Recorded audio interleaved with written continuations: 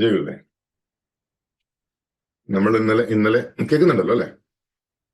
നമ്മൾ ഇന്നലെ 40ാമത്തെ ശ്ലോകത്തില് മനോഹരമായിട്ട് വളരെ ലളിതമായിട്ടുള്ള ഉദാഹരണങ്ങളോട് ഭഗവാൻ തന്നെ പറഞ്ഞു തന്ന കാര്യമാണ്.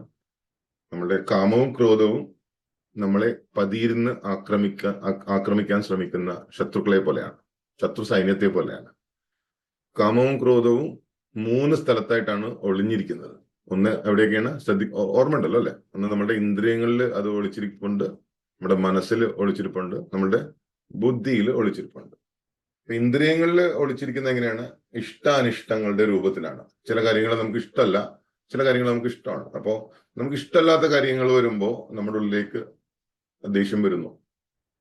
അപ്പോ പെട്ടെന്നൊരു ദേഷ്യം വന്നു, അത് വിട്ടളഞ്ഞാൽ അതോടുകൂടി തീരും. പക്ഷെ അതിനെ നമ്മൾ എന്താ ചെയ്യുക? ആ ദേഷ്യത്തെ നമ്മളൊന്ന് വളർത്തി അതിനോട് നമ്മൾ അറ്റാച്ച്ഡ് ആയി, അതിൽ നമുക്ക് കുറെ ഇമോഷൻസ് വന്നു, ഫീലിങ്സ് വന്നു, വിചാരങ്ങളും വികാരങ്ങളും വരുമ്പോ ആ കാമം അല്ലെങ്കിൽ ക്രോധം നമ്മളുടെ ഇന്ദ്രിയങ്ങളിൽ നിന്ന് നമ്മുടെ മനസ്സിലേക്ക് പ്രവേശിക്കുന്നു.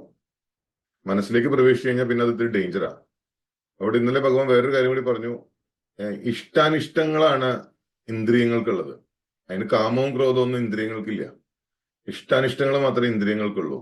പക്ഷെ ആ ഇഷ്ടാനിഷ്ടങ്ങൾ മനസ്സിലേക്ക് പ്രവേശിച്ചു കഴിയുമ്പോൾ എന്തായി മാറുന്നു? അത് വളർന്ന് കാമവും ക്രോധവുമായിട്ട് മാറുന്നു. ശ്രദ്ധിക്കുന്നുണ്ടല്ലോ അല്ലെ? അപ്പോ മനസ്സിലേക്ക് പ്രവേശിച്ചു കഴിഞ്ഞാലും നമുക്ക് വേണമെങ്കിൽ കുറച്ച് കഷ്ടപ്പെട്ടിട്ട് വേണമെങ്കിൽ അതിനെ കളയാം. പക്ഷെ അതിനെ പിന്നീട് നമ്മൾ ബുദ്ധിയിലേക്ക് പ്രവേശിപ്പിക്കുന്നു. ബുദ്ധി അതിനെ ന്യായീകരിക്കാൻ തുടങ്ങുന്നു. ചില അപകടകരമായിട്ടുള്ള ഇഷ്ടങ്ങളെ നമ്മുടെ ബുദ്ധി ന്യായീകരിക്കുന്നു. ചില ദുശീലങ്ങൾ ചില ആൾക്കാർക്ക് വലിയ ഇഷ്ടമാണല്ലേ? ശരിയല്ലേ? വളരെ അപകടകരമായിട്ടുള്ള ശീലങ്ങളെ ചില ആൾക്കാർക്ക് വലിയ ഇഷ്ടമാണ്. അപ്പോൾ ആ ഇഷ്ടത്തെ ബുദ്ധി അങ്ങോട്ട് ന്യായീകരിക്കും. ചില ക്രോധത്തെ, ചില ദേഷ്യത്തോടുള്ള പെരുമാറ്റത്തെ ബുദ്ധി അങ്ങോട്ട് ന്യായീകരിക്കും. ബുദ്ധി ന്യായീകരിക്കുമ്പോ എന്താ പറ്റുക വെച്ചാല് നമുക്ക് തന്നെ ഇത് തെറ്റാണ് നമ്മൾ ചെയ്തത് എന്നുള്ള ആ ബോധം നമുക്ക് ഇല്ലാണ്ടാവും. ഞാൻ ഇഷ്ടപ്പെടുന്നത് ശരിയല്ല, ഈ ഒരു സംഗതിയെ ഞാൻ ഇഷ്ടപ്പെടുന്നത് ശരിയല്ല എന്നുള്ള തെറ്റാണ് എന്നുള്ള ബോധം ഈ ബുദ്ധി ന്യായീകരിക്കുന്നതോട് കൂടിയിട്ട് അത് നമുക്ക് നഷ്ടപ്പെടുകയും ഞാൻ ചെയ്യുന്നതൊക്കെ ശരിയാണെന്നുള്ളത് നമുക്കൊരു തോന്നലുണ്ടാക്കും.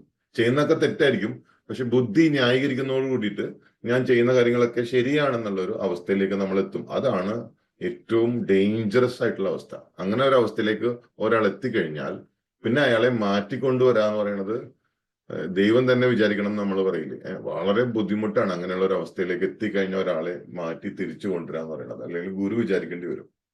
അപ്പോ പറഞ്ഞു വരുന്നത് ചില ആൾക്കാർ അങ്ങനെയാണ്. നമുക്ക് അവരോടൊരു തെറ്റ് നമ്മൾ ചൂണ്ടിക്കാണിച്ചിട്ടുണ്ടെങ്കിൽ അതിനെ ഒരുപാട് ന്യായീകരിക്കും അവർ. നമുക്ക് അങ്ങനെയുള്ള അങ്ങനെയുള്ള ആൾക്കാരെ പിന്നീട് നമുക്കൊരു തെറ്റ് കാണിക്കാൻ പോലും പറ്റില്ല. ശ്രദ്ധിച്ചിട്ടില്ലേ? സ്വർണ്ണോ, അതായത് എന്ത് തെറ്റിനെ ന്യായീകരിക്കുന്ന ആൾക്കാരെ കുറച്ച് നമ്മൾ വിചാരിക്കും ഇവരെ എന്തായാലും തിരുത്താൻ പറ്റില്ല, പിന്നെ എന്തിനാ നമ്മൾ വെറുതെ പ്രയാസപ്പെടണം, തിരുത്താൻ ശ്രമിക്കണം, നടക്കില്ല.